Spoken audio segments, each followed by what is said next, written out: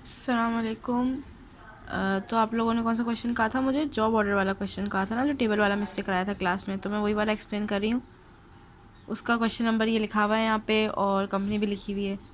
तो सबसे पहले जो है ना, सबके सब क्वेश्चन खोल लेना और फिर ये वीडियो खोलना, तो समझ ज़्यादा आएगा, क्योंकि मेरे पास एक ही वक्त में मैं क्वेश्चन भी नहीं खोल सकती है, इसलिए मैं डायरेक्ट सोल्यूशन से स्टार्ट कर रही हूँ, लेकिन मैं साथ साथ बताती जाऊँगी, तो क्वेश्चन जो खोल के रखेंगे उनके लिए आसानी होगी। तो हमारे पास रिक्वायरमेंट्स क्या हैं कि आपने जो है मटेरियल कंट्रोल अकाउंट और वर्क इन प्रोसेस अकाउंट बनाना है। किसका? सिर्फ अप्रैल 30 का। सही है। और तो हमारे पास मौजूद क्या था? फर्स्ट तारीख को, अप्रैल की फर्स्ट तारीख को जॉब 1, जॉब 2 और जॉब 3 और जॉब 4। सही है। तो इसके स्टेटस भी मौजूद थे कि जॉब 1 जो थी वो फिनिश गुड थी, मतलब बन के तैयार हो चुकी थी, और जॉब 3 और 4 जो है वो वर्क इन प्रोसेस में थे। उसके बाद हमें जो है अगली इन्फॉर्मेशन, और उन्होंने ये अमाउंट भी दी हुई थी, direct material, direct labour, applied overhead और टोटल कॉस्ट। सही है। तो उसके बाद जो है हमें दोबारा से उन्होंने दी कि अप्रैल 1 के जो बाद है, अप्रैल 31 को उन्होंने दोबारा से हमें इन्फॉर्मेशन दी कि 204 जो है वो फिनिश गुड्स में जा चुकी है और 207 जो है वो भी फिनिश गुड्स में जा चुकी है। हालांकि 207 पहले मौजूद नहीं थी, तो उसकी जो नई अमाउंट्स हमें दी हमने वो टेबल में लिख दी, लेकिन 204 की दूसरी अमाउंट्स हमें दी हैं, हमें पहले भी दी थी, हमें दोबारा भी दी। तो हम क्या करेंगे कि जो हमें नई अमाउंट्स दी है ना 204 की, हम वो लिखेंगे। क्यों? क्योंकि पहले जो थी वो वर्क इन प्रोसेस में थी, लेकिन अब वो फिनिश गुड्स में है। तो हमें अप्रैल 30 का लिखना है, अप्रैल 1 से 30 तक का लिखना है, तो हम 204 वाली अमाउंट लिखेंगे, जो रिसेंट अमाउंट होगी। पुरानी वाली अमाउंट नहीं लिखेंगे। उसके बाद हमें अदर इन्फॉर्मेशन में फ़र्दर इन्फॉर्मेशन ये दी गई कि जो है दोबारा से कि नहीं, हमारे पास जॉब चाहिए कि 2 और 3 जो है वो अभी भी 3 जो है वर्क इन प्रोसेस में है और 2 सोल्ड हो चुकी है। तो बेसिकली जो जो हमें इन्फॉर्मेशन दी गई होगी हम वो टेबल में पुट करते जाएंगे, चाहे वो अमाउंट्स हो, चाहे वो स्टेटस दिया हुआ हो। तो अब जॉब नंबर 2 जो है वो सोल्ड हो चुकी है, जॉब नंबर 3 जो है वो स्टिल वर्क इन प्रोसेस में है, और जॉब नंबर 4 और 7 का मैं पहले ही बता चुकी हूँ। तो अब हमारे पास नई इंट्रोड्यूस कौन सी हुई हैं? जॉब नंबर 5 और 6। सही है। तो 5 और 6 की अमाउंट्स हमारे पास दी हुई हैं, तो हम वो अमाउंट्स लिख देंगे, लेकिन उसके अंदर जो है हमें आवर्स में दिया गया है। डायरेक्ट लेबर जो था वो हमें आवर्स में दिया था। तो हमने क्या किया कि डायरेक्ट लेबर को जो है हमने ऊपर रेट दिया हुआ था $20, उससे मल्टीप्लाई कर दिया, और उन्होंने ये नहीं बताया कि ओवरहेड कितना है। तो हमने खुद ही पुरानी वाली अमाउंट्स को देखा कि जो 201, 202 और 203 में जो है ओवरहेड कितना था। तो हमने जब देखा तो हमें पता चला कि डायरेक्ट लेबर का 80% था ओवरहेड अप्लाइड। तो हमने क्या किया, इसमें भी 80% लेबर का ले लिया ओवर अप्लाइड। सही है।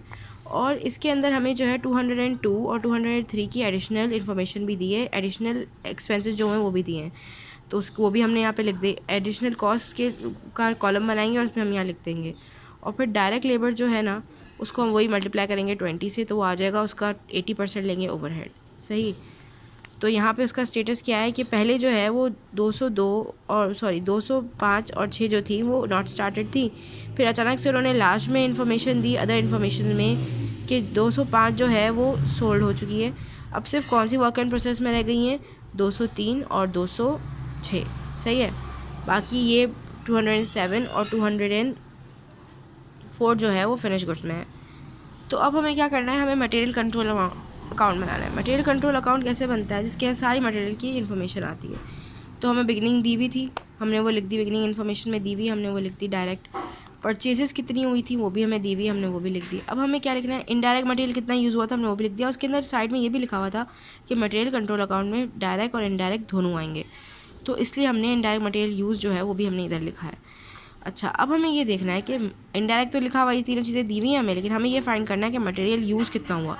तो वो हम कैसे फाइंड करेंगे? हम ऐड करेंगे। हम अप्रैल 30 के अंदर जितनी भी ट्रांजेक्शन्स, मतलब जितनी भी चीज़ें हुई हैं वो हम ऐड करेंगे, तो मटेरियल यूज़ जाएगा। तो अब इसमें से, इन सारी जॉब्स में से कौन कौन सी जो थी वो अप्रैल 30 को हुई थी, तो हम इधर देख लेते हैं।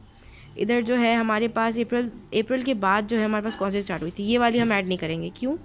क्योंकि इसके अंदर जो है ये 1 अप्रैल को ही, 1 अप्रैल से पहले ही फिनिश गुड्स में थी, यानी कि ये हमने इसकी कॉस्ट पहले लगाई होगी, अप्रैल में नहीं लगाई होगी। सही है। इसका मटेरियल की कॉस्ट हमने पहले लगा दी होगी। 202 और 203 ये भी हमें पहले से हमारे पास मौजूद थी, तो इसलिए हम इसकी भी नहीं लगाएंगे, क्योंकि वर्क इन प्रोसेस में थी, यानी कि इसकी कॉस्ट अप्रैल नहीं कब लगी होगी, मार्च में लग गई होगी। 204 की भी लग गई होगी, लेकिन 204 की हमें दोबारा इन्फॉर्मेशन उन्होंने हमें दी, जो हमने अमाउंट दोबारा हमें दी थी, हमने वो यहाँ लिखी थी। सही है। और पुरानी इन्फॉर्मेशन भी हमारे पास थी। तो हम क्या करेंगे, इसका और पुरानी वाली इन्फॉर्मेशन का डिफरेंस लेंगे, जो कि इसकी अमाउंट आएंगी 9970 और इसकी 800 आएगी और इसकी आएगी 1200। ये मुझे पता है क्योंकि मैंने डिफरेंस निकाला था। तो आप लोग जब चेक करोगे तो आपको पता चलेगा। तो इसका हम डिफरेंस लेंगे खाली, और बाकी स्टार्टिंग की 3 हम लेंगे ही नहीं। और बाकी आगे जो है ये तीनों जो है वो नॉट स्टार्टेड थी, तो इन तीनों की अमाउंट्स हम ले लेंगे, इन तीनों की अमाउंट्स लेंगे और फोर्थ वाली का डिफरेंस लेंगे। जब हम टोटल करेंगे तो हमारे पास अमाउंट आ जाएगी 9705। तो हम इसको ऐड कर देंगे यहाँ पे, और इसको हम ऐड कर देंगे यहाँ पे लेजर में। तो लेजर का जो बैलेंस आएगा वो आएगा 1755। अच्छा, क्वेश्चन जो है तभी समझ आएगा जब आप लोग क्वेश्चन जो है खोल के रखोगे बुक के वो मोबाइल के अंदर या बुक के अंदर, ऐसे समझ नहीं आएगा। उसके बाद उन्होंने सेकंड चीज़ क्या मांगी है, work and process. Work and process का लेजर मांगा है। तो वर्क एंड प्रोसेस में तो सबसे आसान है, क्यों? क्योंकि हम स्टेटस में देख लेंगे कि 1 अप्रैल को तो ये सारी चीज़ें वर्क एंड प्रोसेस में थी, लेकिन 30 अप्रैल को कौन सी वर्क एंड प्रोसेस में थी? हमें 30 अप्रैल तक का चाहिए ना, तो कौन सी थी? ये वाली और ये वाली, 203 और 206। 206 की सिंपली अमाउंट ये वाली आ जाएगी टोटल कॉस्ट की, सही है। लेकिन 203 के अंदर हमें ये देखना है कि हमारे पास एडिशनल इन्फॉर्मेशन भी है और हमारे पास बिगनिंग इन्फॉर्मेशन भी है। तो हम क्या करेंगे, बिगनिंग इन्फॉर्मेशन को एडिशनल इन्फॉर्मेशन के अंदर दोनों को सबको ऐड करेंगे एक साथ। 203 की जितनी भी चीज़ें सबको ऐड करेंगे और फिर हम लिखेंगे यहाँ पे, ठीक है। तो हम यहाँ पे लिख देंगे और फिर उसके बाद ये अमाउंट आ जाएगी 10,315। अच्छा, उसके बाद उनकी बाकी रिक्वायरमेंट क्या आती है कि कॉस्ट ऑफ गुड्स मैन्युफैक्चर्ड कितनी होंगी, ये आप हमें बताएं। कॉस्ट ऑफ गुड्स मैन्युफैक्चर्ड कौन सी होती है? जो तैयार हो चुकी होती है और फिनिश गुड्स में जा चुकी होती है, ठीक है। तो उसके अंदर हमने कौन सी जॉब्स ऐड की? 202, 204, 205 और 207। क्यों? क्योंकि यहाँ पे हम स्टेटस में देखेंगे कि 202 जो है वो पहले वर्क इन प्रोसेस में थी और फिर वो जो है अप्रैल 30 को वो सोल्ड हो गई, ठीक है। और फिर इसी तरह 204 जो है वो भी फिनिश गुड्स में ही है। जो सोल्ड और फिनिश गुड्स वाली ना वो हम ऐड करेंगे सिर्फ, क्यों? क्योंकि वर्क एंड प्रोसेस वाली फिनिश तो नहीं हुई ना। कॉस्ट ऑफ गुड्स मैन्युफैक्चर्ड का क्या मतलब होता है? कॉस्ट ऑफ गुड्स मैन्युफैक्चर्ड मतलब उन चीज़ों की कॉस्ट जो कि मैन्युफैक्चर हो चुकी हैं, ठीक है। तो मैन्युफैक्चर हुई तो बिकी ना, तो इसलिए ये वाली सोल्ड, ये वाली फिनिश गुड्स, ये वाली सोल्ड और ये वाली फिनिश गुड्स, ये चारों ऐड हो जाएंगी। 202, 204, 205 और 207, सही है। अच्छा, अब ये दिमाग में सवाल आ रहा होगा कि 201 वाली क्यों ऐड नहीं हुई, फर्स्ट वाली क्यों ऐड नहीं हुई? तो फर्स्ट वाली इसलिए ऐड नहीं हुई क्योंकि वो 1 अप्रैल से पहले ही फिनिश गुड्स में मौजूद थी ना। तो यानी कि वो, और उसकी इन्फॉर्मेशन हमें नहीं दी गई है कि वो कब बिकी है, तो वो फर्स्ट को ही मौजूद थी पहले से ही, तो हमने उसको ऐड नहीं किया, हमने इन सबको ऐड कर दिया। तो ये सारी अमाउंट्स आ गई और ये आएगा 28,630। और इसके अंदर भी ये याद रखना है कि 202 की एडिशनल इन्फॉर्मेशन, एडिशनल कॉस्ट भी ऐड होगी, पुरानी कॉस्ट और एडिशनल कॉस्ट ऐड होके फिर ये अमाउंट बनेगी 202। और 204 के अंदर जो है ना, हम अमाउंट जो है हमें जो अभी दी गई है 6930 यही लेंगे, हम जो है डिफरेंस नहीं लेंगे और ना ही पुरानी वाली लेंगे, क्योंकि हमें ये देखना है फिनिश गुड्स वाली कितनी। जब ये फिनिश गुड्स में गया तो अमाउंट ये थी ना, तो इसलिए हम यही अमाउंट लेंगे और बाकी 205 और 207 एज इट इज़ आ जाएंगी। तो ये आ गया हमारा total cost of goods manufactured. उसके बाद उन्होंने हमें क्या कहा है कि आप कैलकुलेट करें अप्लाइड ओवरहेड और एक्चुअल ओवरहेड, ठीक है। अंडर अप्लाइड है या ओवर अप्लाइड है ये बताना है अप्रैल के अंदर, ये भी अप्रैल के अंदर की ही बतानी है हमें। तो अप्लाइड ओवरहेड के अंदर कौन कौन सी आएंगे? अप्लाइड, तो ये सारा जो ओवरहेड का कॉलम था ये सारा अप्लाइड ही था, ठीक है। यहाँ पे भी जो था ये भी अप्लाइड ही था, तो हमें अप्लाइड को ऐड करना है। हमें ये देखना है कि अप्लाइड में हम कौन कौन सी लेंगे। हम 201 को नहीं लेंगे फिर से, क्योंकि वो ऑलरेडी हम इनकर हो चुकी थी पहले अप्रैल से, तो हम इसको नहीं लेते, ठीक है। 202 और 202 और 203 की जो है हम लेंगे, लेकिन कौन सी लेंगे? जो ये वाली अमाउंट्स है एडिशनल वाली, क्यों? क्योंकि उससे पहले वाली जो थी वो अप्रैल 1 से पहले ही हो चुकी थी, हमें इन्फॉर्मेशन दी हुई है, तो हम वो लेंगे। कि देखो 203 की जो है हमने 1200 ली है और 202 की हमने 1600 ली है, जो कि यहाँ पे लिखी हुई है। ओवरहेड लेंगे यहाँ, सिर्फ टोटल नहीं लेंगे, कि हम ओवरहेड देख रहे हैं फिलहाल। और 204 का हम कौन सा लेंगे? 800 डिफरेंस लेंगे। मैंने पहले कहा था जैसे मटेरियल कंट्रोल अकाउंट में हमने डिफरेंस लिया, इसमें भी हम डिफरेंस लेंगे कि पहले जो थी, क्योंकि वो जो है अप्रैल 1 से पहले की बात थी, और हमें कौन सा देखना है कि जो अभी की बात है। तो अभी जो है हमारे पास अमाउंट कितनी है? 1760, और पहले हमारे पास कितनी होगी उससे हम माइनस कर देंगे तो आ जाएगा 800, 204 का, तो हम 800 लिख देंगे। और बाकी 5, 6, 7 की जो भी थी हम एज इट इज़ लिख देंगे यहाँ पे। 5, 6 और 7 की हम यहाँ एज इट इज़ लिख देंगे, तो ये आ जाएगा हमारे पास 7600, ठीक है। उसके बाद एक्चुअल ओवरहेड क्या होता है? मैंने पहले ही समझाया था, अप्लाइड वो होता है जो हम एस्टिमेट लगाते हैं रेट लगा के, सही है। लेकिन एक्चुअल ओवरहेड कौन सा था, जो रियल में इनकर हुआ था। तो उसके इन्फॉर्मेशन में हमें क्या क्या दिया हुआ है, डिप्रिसिएशन दिया हुआ है, इनडायरेक्ट लेबर दिया हुआ है, फैक्ट्री रेंट दिया हुआ है और इनडायरेक्ट मटेरियल यूज भी दिया हुआ है। तो मैंने ये मिस्टेक की थी कि मैंने इनडायरेक्ट मटेरियल यूज ऐड नहीं किया था। क्यों? क्योंकि मैं समझी थी कि वो यूज़ हमने उस पर मटेरियल कंट्रोल में डाल दिया तो हम इसमें डालेंगे, कि हम इसमें डालेंगे क्योंकि वो है तो ओवरहेड ही ना। तो डेप्रिसिएशन की अमाउंट डाली हमने, इनडायरेक्ट लेबर डाला हमने फैक्ट्री रेंट डाला और इनडायरेक्ट मटेरियल डाला। तो हमारे पास आ गया 9365। तो अब हमें देखना है कि ओवर अप्लाइड है या अंडर अप्लाइड है। अच्छा, यहाँ पे बहुत ज़्यादा यहाँ पे गंदगी हुई है, लेकिन फिर भी समझ आ जाएगा। एक्चुअल कितना था 9365, अप्लाइड कितना था 7600। तो डिफरेंस क्या आया 1765। ठीक है, तो अब ये डिफरेंस आया, एक्चुअल ज़्यादा था, अप्लाइड कम था। तो हमने क्या किया था, हमने अंडर अप्लाइड किया था।